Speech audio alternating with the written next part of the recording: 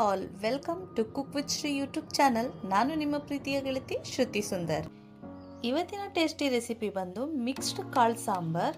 ಇದನ್ನ ಹೇಗೆ ಮಾಡೋದು ಅಂತ ತೋರಿಸ್ಕೊಡ್ತೀನಿ, ಬನ್ನಿ.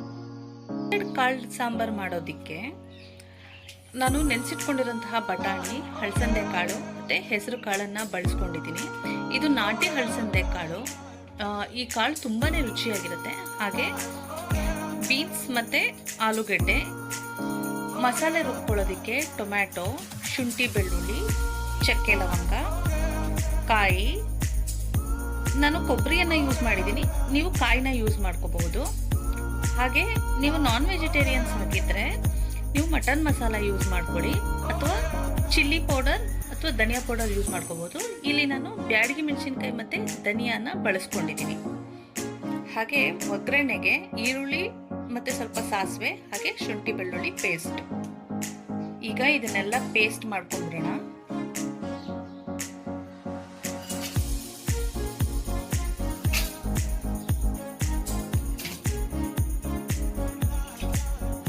ಈಗ ಮಸಾಲ ರೆಡಿ ಆಗಿದೆ. ಸ್ವಲ್ಪ ಸ್ಪೈಸಿ ಬೇಕು ಅನ್ನೋರು ಒಂದು 1/4 ಟೀ ಸ್ಪೂನು ಚಿಲ್ಲಿ ಪೌಡರ್ನ ನೀವು ಯೂಸ್ ಮಾಡ್ಕೋಬಹುದು. ಕುಕ್ಕರ್ಗೆ ಎಣ್ಣೆಯನ್ನು ಹಾಕೊಳ್ತಾ ಇದ್ದೀನಿ.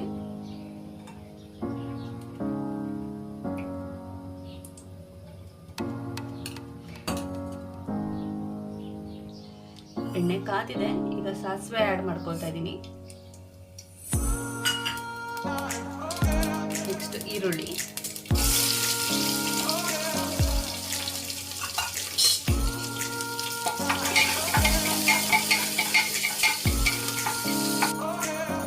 ಈಗ ಗೋಲ್ಡನ್ ಬ್ರೌನ್ ಬಂದಿದೆ. ಸ್ವಲ್ಪ ಶುಂಠಿ ಬೆಳ್ಳುಳ್ಳಿ ಪೇಸ್ಟ್ ಅನ್ನ ಆ್ಯಡ್ ಮಾಡ್ಕೊಳ್ಳಿ.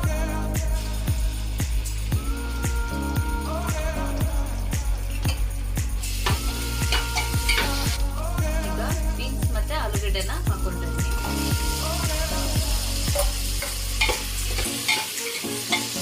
ಸ್ವಲ್ಪ ಹಸಿ ಸ್ಮೆಲ್ ಹೋಗೋ ತನಕ ಒಂದು 2 ಸೆಕೆಂಡ್ಸ್ ಹಿಂಗೆ ಫ್ರೈ ಮಾಡ್ಕೋಬೇಕು. ನೆಕ್ಸ್ಟ್ ನೆನೆಸಿಟ್ಕೊಂಡಿರುವಂತಹ ಮಿಕ್ಸ್ಡ್ ಕಾಳುಗಳನ್ನು ಹಾಕೊಳ್ತಾ ಇದ್ದೀನಿ.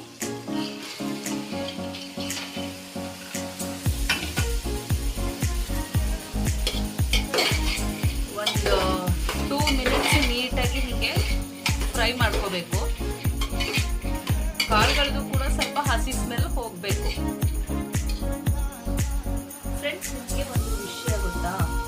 ನಾವು ಪ್ರೋಟೀನ್, ವಿಟಮಿನ್ಸ್ ಬೇಕು ಅಂತ ಟ್ಯಾಬ್ಲೆಟ್ಸ್ಗಳನ್ನ ತಗೊಳ್ತೀವಿ.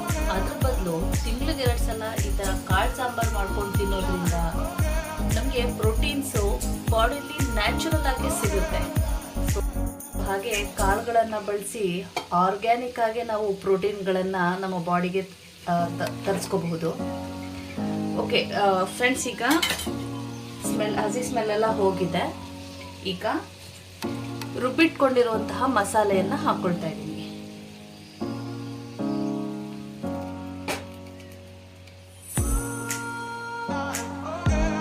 ಈಗ ಒಂದು ರೌಂಡ್ ಮಿಕ್ಸ್ ಮಾಡ್ಕೊಂಡ್ಬಿಡೋಣ. ಮಸಾಲೆ ಜೊತೆಗೆ ಕಾಳು, ಆಲೂಗೆಡ್ಡೆ ಮತ್ತೆ ಬೀನ್ಸ್ ಎಲ್ಲ ಮಸಾಲೆ ನೀಟಾಗಿ ಹಿಡಿಬೇಕು. ಅಲ್ಲಿವರೆಗೂ ನೀಟಾಗಿ 1 ಮಿನಿಟ್ ಹೀಗೆ ಮಿಕ್ಸ್ ಮಾಡ್ಕೊಂಡ್ಬಿಡಿ. ಮಸಾಲೆ ಎಲ್ಲ ನೀಟಾಗಿ ಹಿಡಿದ್ರೆ ರುಚಿ ತುಂಬಾ ಚೆನ್ನಾಗಿರುತ್ತೆ. ಹಾಗೆ ಸ್ವಲ್ಪ ಹಸಿ ಸ್ಮೆಲ್ ಹೋಗೋವರೆಗೂ ಒಂದು 2 ಮಿನಿಟ್ಸ್ ಹಾಗೆ ಫ್ರೈ ಮಾಡ್ಕೊಳ್ಳೋಣ. ಈಗ ಹಸಿ ಸ್ಮೆಲ್ ಹೋಗಿದೆ. ರುಚಿಗೆ ತಕ್ಕಷ್ಟು ಉಪ್ಪನ್ನ ಆ್ಯಡ್ ಮಾಡ್ಕೊಳ್ಳೋಣ.